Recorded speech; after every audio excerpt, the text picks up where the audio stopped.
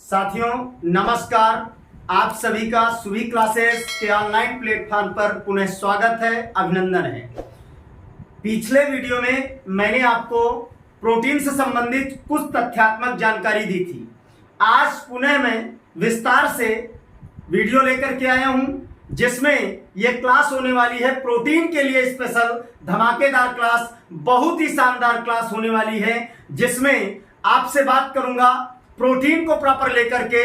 तो सबसे पहले मैं बात करूंगा कि प्रोटीन क्या है या प्रोटीन की आवश्यकता क्या है, प्रोटीन की परिभाषा क्या है और प्रोटीन का संश्लेषण कहां पर होता है और प्रोटीन किसके बने होते हैं। तो सबसे पहले मैं आज बात करता हूं आपसे किस पर, प्रोटीन पर। प्रोटीन मैंने आपको पूर्व के वीडियो में बताया था कि प्रोटीन ग्रीक भाषा के शब्द प्रोटियास से लिया गया है, जिसका अर्थ यह होता है प्राथमिक आवश्यकता। सबसे पहली बात आती है यहां पर कि प्रोटीन शब्द किसका है भाई, तो ग्रीक भाषा के किससे भाई, प्रोटियास से। किससे लिया गया है, प्रोटियास शब्द से लिया गया है। और इस प्रोटियास का अर्थ है प्राथमिक आवश्यकता। क्या है भाई, प्राथमिक आवश्यकता। सबसे पहली बात प्रोटीन में आज ये जानेंगे कि प्रोटीन एक ऐसा तत्व है या एक ऐसा अवयव है जिसकी प्राथमिक आवश्यकता होती है, और प्रोटीन को प्रोटियास शब्द यानी ग्रीक भाषा के शब्द से लिया गया है। अब बात आती है कि प्रोटीन मुख्य रूप से कार्य क्या करते हैं, इनका कार्य क्या है। अगर प्राथमिक रूप से प्रोटीन आवश्यक है दोस्तों, तो इनका कार्य क्या है, तो इनका मुख्य कार्य है वृद्धि व अनुरक्षण। मीन्स किसी भी प्राणी या जीवधारी में या जंतु शरीर में इनका जो मुख्य कार्य है वो कार्य क्या है दोस्तों, पहला मुख्य रूप से वृद्धि व दूसरा कौन सा आ जाएगा, अनुरक्षण का कार्य करते हैं। किसका कार्य करते हैं, अनुरक्षण का कार्य करते हैं। कौन, प्रोटीन। ये दो बातें मुख्य रूप से हुई। अब बात ये आती है कि जैसे प्रोटीन्स की उपस्थिति सबसे ज्यादा कहां पाई जाती है और उसके अलावा मीन्स किसमें सबसे ज्यादा पाए जाते हैं, तो जो प्रोटीन्स होते हैं इनकी उपस्थिति सभी जीवित कोशिकाओं में होती है। कहां दोस्तों, तो सबसे पहले और दूसरे तीसरे नंबर पे जो प्रोटीन होते हैं, प्रोटीन्स की उपस्थिति सभी जीवित कोशिकाओं में पाई जाती है। सभी जीवित कोशिकाओं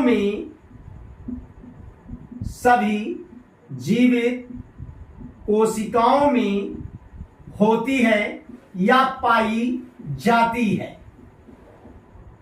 मीन्स जो प्रोटीन्स होते हैं सभी जीवित कोशिकाओं में पाए जाते हैं, इनकी उपस्थिति सभी जीवित कोशिकाओं में पाई जाती है। मानव शरीर की अगर हम बात करें तो मानव शरीर में प्रोटीन्स के जो अणु होते हैं 50,000 से 1,00,000 तक पाए जाते हैं। क्योंकि क्या बात आई कि प्रोटीन की उपस्थिति सभी जीवित कोशिकाओं में पाई जाती है, और जो प्रोटीन्स होते हैं ये अगर मानव शरीर की हम बात करें तो 50,000 से 1,00,000 प्रोटीन्स के अणु पाए जाते हैं। यहां पर मैं लिखता हूं कि मानव शरीर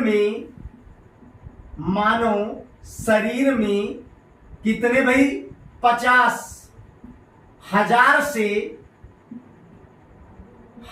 से कितने, 1,00,000 तक क्या पाए जाते हैं, प्रोटीन्स के अणु पाए जाते हैं। क्या पाए जाते हैं भाई, प्रोटीन्स के अणु पाए जाते हैं। इतना ज्यादा होता है। मीन्स प्रोटीन एक आवश्यक आंशिक अवयव है जिसके ना होने पर कई प्रकार की विकृतियां उत्पन्न हो जाती हैं, और इनकी जो अणुओं के हिसाब से संख्या प्रोटीन्स की वो 50,000 से 1,00,000 तक होती है। अब जैसे कोई प्राणी है तो प्रत्येक चीज उसके शरीर में उसके भार के अनुसार या उस अनुपात में कितनी पाई जाती है। तो अगर मैं प्रोटीन्स की बात करूं किसी भी सजीव कोशिका के भार के अनुसार, तो भार के अनुसार सजीव कोशिका में लगभग 14% भाग और मृत सूखी जो कोशिकाएं होती हैं लगभग 50% भाग प्रोटीन्स का होता है दोस्तों। तो भार में यहां पर लिखता हूं, भार में क्या जीवित कोशिका में, जीवित कोशिका में या कोशिकाओं में कितना दोस्तों, 14%।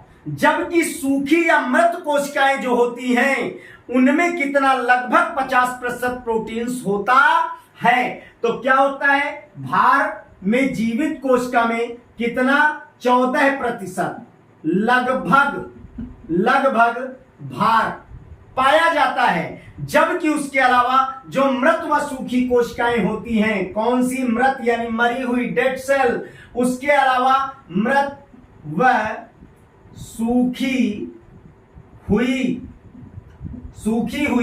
कोशिका का लगभग, सूखी हुई कोशिका का लगभग दोस्तों कितना, 50% भाग होता है। बहुत ही इंपॉर्टेंट जानकारी है कि मीन्स किसी भी प्राणी में अगर भार के अनुसार देखें तो सजीव कोशिका में लगभग 14% भाग तथा उसके अलावा जो सूखी या मृत सेल्स होती हैं उनमें लगभग 50% प्रोटीन्स का हिस्सा होता है या भागीदारी होती है। अब बात करते हैं कि जैसे हम पादपों से, हम विषमपोषी हैं, पादपों से हम भोजन प्राप्त करते हैं, पादपों के ऊपर आश्रित हैं, तो क्या वनस्पतिक पदार्थों का भक्षण करते हैं तो उससे हमें प्रोटीन ज्यादा प्राप्त होती है, या फिर जंतु जो होते हैं उनके जैसे मांस इत्यादि का भक्षण करते हैं तो क्या उनसे ज्यादा प्रोटीन प्राप्त होती है। तो बिल्कुल यहां पर देखें, जो प्रोटीन होती है वो जंतुओं में ज्यादा पाई जाती है, जो जीव जंतु होते हैं उनमें ज्यादा पाई जाती है। तो यहां पर लिखेंगे वनस्पतियों की अपेक्षा, किसमें भाई, जीव जंतुओं में क्या होता है भाई, प्रोटीन अधिक पाई जाती है। मीन्स वनस्पतियों की अपेक्षा जो प्रोटीन्स होती है, अगर वनस्पतियों से तुलना करें तो जीव जंतुओं में अधिक पाई जाती है। जीव जंतुओं में क्या होती है, अधिक मात्रा में पाई जाती है। यानी वनस्पतियों की अपेक्षा अगर हम तुलना करें, किनका, जीव जंतुओं की तुलना करें तो मात्रा जो है इनमें जीव जंतुओं में अधिक मात्रा में प्रोटीन की उपस्थिति या उपलब्धता पाई जाती है। अब बात करते हैं संश्लेषण कहां होता है, इसका निर्माण कहां होता है। तो दोस्तों प्रोटीन का संश्लेषण आनुवांशिक रूपरेखा के अनुसार होता है, एक निश्चित क्रम होता है। ऐसा नहीं है कि बिना क्रम के या अनिश्चितता से हो जाए। तो किसी भी प्राणी के शरीर में अगर प्रोटीन का संश्लेषण होता है तो उसकी निश्चित रूपरेखा होती है दोस्तों। तो प्रोटीन का जो संश्लेषण है आनुवांशिक रूपरेखा के अनुसार होता है। जो कहां, तो आप सभी जानते हैं कि डीएनए जो होता है उसको जैव अणु या आनुवांशिक अणु के नाम से जाना जाता है, जो कोशिका के डीएनए अणुओं में होता है। DNA means deoxy ribose nucleic acid, means जो आनुवांशिक पदार्थ है, जैव अणु है जिसमें डीऑक्सी राइबोज शर्करा पाई जाती है दोस्तों। तो प्रोटीन का संश्लेषण कैसे होता है, आनुवांशिक रूपरेखा के अनुसार होता है। किसी भी प्राणी में प्रोटीन का संश्लेषण कैसे होता है भाई, तो आनुवांशिक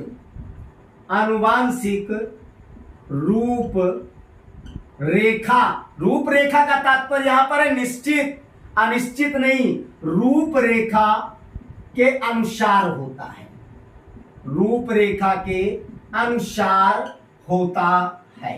ठीक है भाई, यहां पर आया आनुवांशिक रूपरेखा के अनुसार होता है।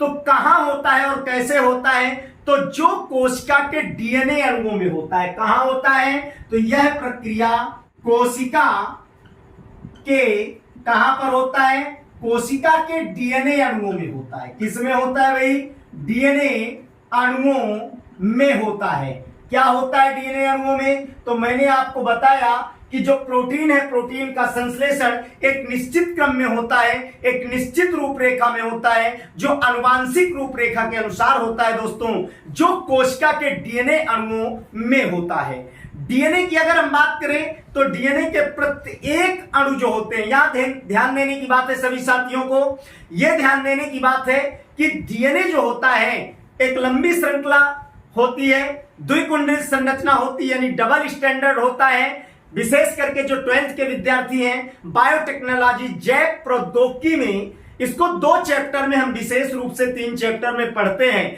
जिसमें जैव प्रौद्योगिकी में विशेष रूप से बताया गया है। तो डीएनए के जो प्रत्येक अणु हैं या डीएनए के प्रत्येक अणु के जो छोटे छोटे टुकड़े होते हैं या छोटे छोटे खंड होते हैं, वो क्या कहलाते हैं दोस्तों, जीन कहलाते हैं। क्या कहलाते हैं, डीएनए के जो प्रत्येक खंड होते हैं, डीएनए के प्रत्येक अणु के, डीएनए के प्रत्येक अणु के, डीएनए के प्रत्येक अणु के क्या चीज, हजारों छोटे छोटे खंड, डीएनए के प्रत्येक अणु के हजारों क्या छोटे छोटे जो खंड हैं या टुकड़े हैं, वो क्या कहलाते हैं, जीन कहलाते हैं। क्या कहलाते हैं दोस्तों, जीन कहलाते हैं, इन्हें जीन कहते हैं। जीन शब्द किसने दिया था, तो दोस्तों जोहानसन नामक वैज्ञानिक ने 1909 में जीन शब्द दिया, जबकि इसके पहले अगर आप मेंडलिज्म का अध्ययन करते हैं, सर ग्रेगर जॉन मेंडल के बारे में अगर पढ़ते हैं, तो मेंडल ने इनको क्या कहा था, मेंडल ने इनको कहा था कारक मीन्स फैक्टर। क्या कहा था, फैक्टर कहा था। क्या कहा था भाई, फैक्टर नाम से संबोधित किया था मेंडल ने। बाद में जोहानसन नामक वैज्ञानिक ने, किसने भाई, जोहानसन नामक वैज्ञानिक ने 1909 में क्या नाम दिया दोस्तों, जीन नाम दिया। इनको जोहानसन नामक वैज्ञानिक ने जीन नाम दिया। तो जो डीएनए के खंड हैं या टुकड़े हैं वही जीन कहलाते हैं, अर्थात डीएनए के प्रत्येक अणु के हजारों छोटे छोटे खंड को ही क्या कहा जाता है, जीन कहा जाता है। और मैंने कहा जीन्स जो है शब्द वो किसने दिया था, जोहानसन नामक वैज्ञानिक ने दोस्तों 1909 में दिया था, जबकि उसके पहले सर ग्रेगर जॉन मेंडल ने इन्हें क्या कहा था, फैक्टर कहा था या कारक कहा था। अब आगे की हम बात करते हैं कि मीन्स प्रत्येक जीन्स जो होते हैं उनमें एक विशेष प्रकार के प्रोटीन की रूपरेखा होती है, जितने भी जीन्स होते हैं। तो यहां पर मैं लिखता हूं कि प्रत्येक जीन्स में जितने भी जीन्स हैं, जितने भी डीएनए खंड के टुकड़े हैं, वो जीन्स कहलाते हैं दोस्तों। और प्रत्येक जीन्स में एक विशेष प्रकार के प्रोटीन की रूपरेखा होती है। तो प्रत्येक जीन्स में एक विशेष प्रकार के प्रोटीन की क्या होती है दोस्तों, रूपरेखा, यानी निश्चित क्रम रूपरेखा होती है। तो इस तरह से एक बार इसको मैं रिपीट कर देता हूं, आपके सामने बोल देता हूं। मैंने कहा प्रोटीन जो शब्द ग्रीक भाषा के प्रोटियास शब्द से लिया गया है, जिसका अर्थ होता है दोस्तों प्राथमिक आवश्यकता। कार्य के लिए अगर हम बात करें तो कार्य मुख्य रूप से क्या है, तो वृद्धि और अनुरक्षण का कार्य है। इनकी उपस्थिति प्रोटीन की सभी जीवित कोशिकाओं में दोस्तों पाई जाती है। उसके अलावा भार के अनुसार बात करें तो जो जीवित कोशिकाएं हैं उसमें भार के अनुसार लगभग 14%, जबकि मृत या सूखी हुई कोशिकाओं में दोस्तों कितना 50% भाग किसका होता है, प्रोटीन्स का होता है। मानव शरीर में 50,000 से 1,00,000 प्रोटीन्स अणु होते हैं। कितने? 50,000 से लगभग 1,00,000 प्रोटीन्स अणु पाए जाते हैं। और वनस्पतियों की तुलना में दोस्तों जीव जंतुओं में अधिक मात्रा में प्रोटीन की उपस्थिति पाई जाती है। प्रोटीन का संश्लेषण आनुवांशिक रूपरेखा के अनुसार होता है दोस्तों। कैसे? जो डीएनए, जो कोशिकाओं में डीएनए होते हैं, उन डीएनए अणुओं के द्वारा होता है। और डीएनए जो होता है उसके प्रत्येक अणु के हजारों छोटे छोटे जो खंड होते हैं, टुकड़े होते हैं, उन्हीं को हम जीन्स कहते हैं। और प्रत्येक जीन्स में एक विशेष प्रकार के प्रोटीन की रूपरेखा होती है। प्रत्येक जो है जीन्स, प्रत्येक डीएनए में, यहां पर क्षमा चाहता हूं, प्रत्येक डीएनए में एक जो है विशेष प्रकार के जीन्स की रूपरेखा पाई जाती है या क्रम पाया जाता है। पुनः मैं एक बार इसको साफ करके ऊपर से दोस्तों पुनः पुनरावृत्ति करता हूं अगली बातों का।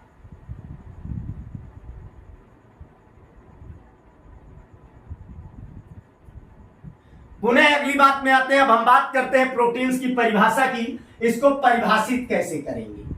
तो सबसे पहले देखते हैं परिभाषा। वैसे हम कई प्रकार से इसको डिफाइन कर सकते हैं, परिभाषित कर सकते हैं कि प्रोटीन्स होते क्या हैं। तो प्रोटीन्स एमिनो अम्लों के उच्च अणुभार वाले जटिल जैव बहुलक होते हैं। क्या होते हैं? प्रोटीन्स एमिनो अम्लों के उच्च अणुभार वाले जटिल जैव बहुलक होते हैं। क्या चीज? प्रोटीन अमीनो अम्लों के क्या भाई? उच्च अणुभार वाले। क्या? उच्च अणुभार वाले, उच्च अणुभार वाले जटिल जैव बहुलक होते हैं। क्या होते हैं? जटिल जैव बहुलक होते हैं। बहुलक होते हैं। पहली परिभाषा हम ये देख रहे हैं कि प्रोटीन अमीनो अम्लों के क्या होते हैं? उच्च अणुभार वाले जटिल जैव बहुलक होते हैं। बहुलक यानी पॉलीमर्स आप जानते हैं, जो एक प्रकार का संगठन होता है। और अमीनो अम्ल की हम बात करें तो शायद ज्ञात होगा कि 20 एमिनो अम्ल होते हैं जो अनिवार्य एमिनो अम्ल कहलाते हैं, जिसमें 10 ऐसे एमिनो अम्ल हैं जिनका संश्लेषण जीव शरीर या जंतु शरीर नहीं कर सकता है। उनको हम दोस्तों बाह्य आधार से प्राप्त करते हैं। अब मैं बात करता हूं इसी प्रोटीन को अगर मैं संगठन के आधार पर प्रदर्शित करूं। किसके आधार पर? संगठन के आधार पर। किसके आधार पर दोस्तों? संगठन के आधार पर। तो ये प्रोटीन संगठित कैसी होती है? तो प्रोटीन का संगठन होता है नाइट्रोजन, क्योंकि प्रोटीन को परिभाषित जब करते हैं तो ये है क्या? नाइट्रोजन युक्त जटिल कार्बनिक यौगिक है। जैसा हम यहां देख पा रहे हैं कि चाहे कार्बोहाइड्रेट हो, वसा हो, प्रोटीन हो, विटामिन हो, ये सभी जटिल कार्बनिक यौगिक होते हैं। तो प्रोटीन्स भी एक प्रकार का जटिल कार्बनिक यौगिक ही होता है, जिसमें संगठन के आधार पर मुख्य रूप से क्या होता है? प्रोटीन की उपलब्धता प्रमुख रूप से पाई जाती है। तो अगर दूसरी तरह से हम परिभाषित करते हैं तो दोस्तों सभी प्रोटीन नाइट्रोजन युक्त जटिल कार्बनिक यौगिक हैं। क्या कहेंगे? सभी प्रोटीन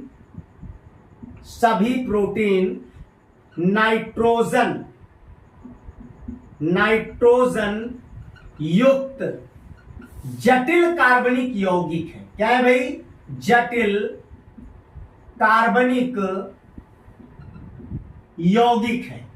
जटिल कार्बनिक यौगिक है।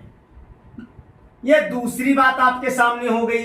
पहली बात मैंने प्रदर्शित की कि प्रोटीन एमिनो अम्लों के उच्च अणुभार वाले जटिल जैव बहुलक होते हैं। दूसरी बात संगठन के आधार पर मैंने कही कि सभी प्रोटीन नाइट्रोजन युक्त जटिल कार्बनिक यौगिक होते हैं। अब बात करते हैं कि नाइट्रोजन के अलावा किन चीजों का संगठन होता है। वैसे तो अन्य भी पाए जाते हैं, लेकिन मुख्य रूप से सभी जगह अगर हम कार्बोहाइड्रेट की बात करें या कार्बोहाइड्रेट के अलावा अन्य अवयवों की बात करें तो वहां भी इनकी उपस्थिति दोस्तों पाई जाती है। और यहां भी इनकी उपस्थिति पाई जाती है। वो कौन से है प्रमुख तत्व? तो है CHO यानी कार्बन, हाइड्रोजन, ऑक्सीजन, और तथा उसके अलावा किसकी मुख्य रूप से उपस्थिति पाई जाती है? सल्फर की उपस्थिति पाई जाती है। जबकि यहां पर मैं बता दूं कि जो नाइट्रोजन होता है वो कितना पाया जाता है प्रतिशत के अनुसार? तो 16%। यहां पर ध्यान देंगे आप लोग, यहीं पर मैं प्रदर्शित कर देता हूं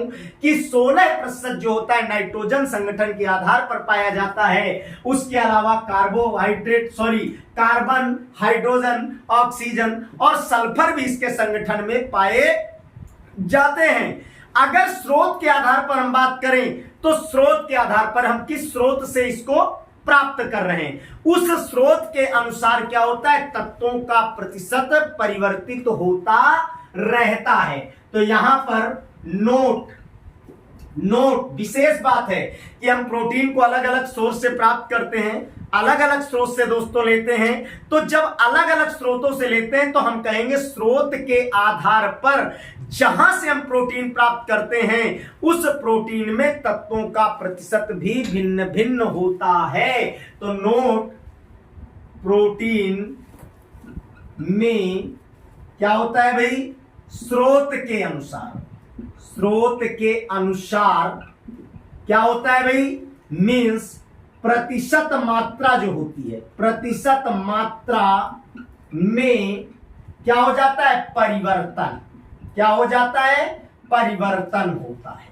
यह विशेष बात है कि सभी जगह बराबर इक्वल नहीं हो सकती है। हम किस स्रोत से प्राप्त कर रहे हैं? मान लो वानस्पतिक स्रोत से प्राप्त कर रहे हैं या जंतु स्रोत से प्राप्त कर रहे हैं। जिस स्रोत से प्राप्त करेंगे प्रत्येक स्रोत में उसकी मात्रा जो प्रतिशत में होगी वो भिन्न भिन्न होगी या परिवर्तित होगी। अब अगली बात करते हैं कि प्रोटीन्स से हम एमिनो अम्ल कैसे प्राप्त करते हैं, एमिनो एसिड कैसे प्राप्त होता है, इस पर चर्चा करेंगे। मीन्स कैसे प्राप्त होंगे? तो संभवतः आप समझ सकते हैं जब इनका जल अपघटन कराया जाता है। दो स्तर पर, दो प्रोसेस पर इनका दोस्तों हम क्या कराते हैं? जल अपघटन कराते हैं। तो जल अपघटन कराने से क्या होता है? प्रोटीन का जल अपघटन कराएंगे दोस्तों तो पेप्टाइड प्राप्त होते हैं, और जब पेप्टाइड का जल अपघटन कराते हैं तो एमिनो एसिड प्राप्त होते हैं। क्या बताया मैंने? प्रोटीन का जल अपघटन कराने पर क्या प्राप्त होते हैं? पेप्टाइड प्राप्त होते हैं। और जब पेप्टाइड का जल अपघटन हम कराते हैं तो क्या प्राप्त होते हैं? एमिनो एसिड हमें प्राप्त होते हैं। तो हम बात करते हैं प्रोटीन के जल अपघटन की और एमिनो एसिड के निर्माण की। तो दोस्तों प्रोटीन का जब आंशिक रूप से यानी कम कह दिया जाए, आंशिक माने कम, जल अपघटन कराते हैं तो अलग अलग अणुभार वाले क्या प्राप्त होते हैं? पेप्टाइड। जैसे मैं यहां पर समझा देता हूं जल अपघटन के बारे में। क्या? प्रोटीन। पहले इस बात को लिख लेते हैं, प्रोटीन। अब प्रोटीन का हमने क्या करवाया? जल अपघटन। जल अपघटन। जैसे ही प्रोटीन का जल अपघटन कराया तो पेप्टाइड प्राप्त हुए। क्या प्राप्त हुए? पेप्टाइड। और जैसे इसका पुनः पेप्टाइड का क्या करवाएंगे दोस्तों?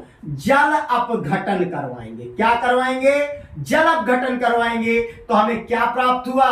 एमिनो एसिड, या कह दिया जाए एमिनो अम्ल प्राप्त हुए। अब यहां से एक और खास बात बनती है कि मीन्स प्रोटीन एमिनो अम्लों से निर्मित पॉलीपेप्टाइड होते हैं। क्या? यहां पर कि जो प्रोटीन होते हैं, प्रोटीन अमीनो अम्लों से निर्मित क्या होते हैं भाई? पॉलीपेप्टाइड होते हैं। पॉलीपेप्टाइड होते हैं। वैसे तो एमिनो अम्ल बहुत सारे हैं, लेकिन प्रोटीन एमिनो अम्ल से निर्मित पॉलीपेप्टाइड होते हैं। तो सभी जानते हैं, 12th क्लास के विद्यार्थी, जैव रसायन चैप्टर नंबर 10 एजी केमिस्ट्री में स्पष्ट दिया गया है कि जो सभी प्रोटीन से 20 एमिनो एसिड से बने होते हैं। क्या मैंने यहां लिखा? प्रोटीन अमीनो अम्लों से निर्मित पॉलीपेप्टाइड होते हैं। और जो सभी प्रोटीन होते हैं दोस्तों, सभी जितने भी सभी प्रोटीन किससे बने होते हैं? सभी प्रोटीन 20 अमीनो एसिड या अम्ल से बने होते हैं दोस्तों। अगली बात अगर हम करते हैं तो क्या होता है? अणुभार इनका क्या होता है? तो 10,000 से अधिक अणुभार होता है। क्यों? क्योंकि मैंने पहले ही कह दिया कि प्रोटीन जल अपघटन कराने पर पेप्टाइड का पुनः जल अपघटन कराते हैं, तो पुनः जल अपघटन कराने पर इम्यूनो एसिड प्राप्त होते हैं और सभी प्रोटीन्स 20 एमिनो एसिड से बने होते हैं। प्रोटीन एमिनो अम्ल से निर्मित क्या होते हैं? पॉलीपेप्टाइड होते हैं। तो इनका जो अणुभार होता है, ऑलरेडी शुरू की परिभाषा में हमने देखा कि उच्च अणुभार वाले क्या होते हैं? जैव बहुलक होते हैं। तो यहां पर कहने का तात्पर्य है कि इनका अणुभार 10,000 से अधिक होता है। क्या? प्रोटीन की बात कर रहा हूं। इनका अणुभार 10,000 से अधिक होता है। 10,000 से अधिक होता है इनका अणुभार। और जल अपघटन कराने पर मैंने बताया कि क्या प्राप्त होता है? मीन्स आपको पेप्टाइड, और पेप्टाइड का जल अपघटन कराने से एमिनो एसिड प्राप्त होते हैं। अब जैसे इनका जल अपघटन कराते हैं तो अलग अलग अणुभार वाले पेप्टाइड प्राप्त होते हैं। पूर्ण अपघटन के बाद क्या होता है? एमिनो अम्ल प्राप्त होते हैं। मीन्स यानी प्रोटीन जल अपघटन कराया, अलग अलग भिन्न भिन्न प्रकार के पेप्टाइड प्राप्त होते हैं। पेप्टाइड्स का जल अपघटन कराते हैं तो पूर्ण अपघटन होने के बाद हमें क्या प्राप्त होते हैं? एमिनो अम्ल प्राप्त होते हैं। तो आज इस तरह से दोस्तों आपके सामने प्रोटीन का एक बेहतरीन वीडियो आज आपके सामने मैंने रखा, जो पार्ट फर्स्ट था। अभी पार्ट सेकंड में आपके सामने प्रोटीन्स का वर्गीकरण यानी क्लासिफिकेशन लेकर के आऊंगा पार्ट सेकंड में, और साथ में कुछ और रोचक तथ्यात्मक जानकारी लेकर के आऊंगा। तब तक के लिए दोस्तों इस वीडियो पर विजिट करें, अध्ययन करें, और उन रोचक जानकारियों के लिए आगे आपसे मिलता हूं। सभी को धन्यवाद, नमस्कार, पुनः फिर मिलते हैं।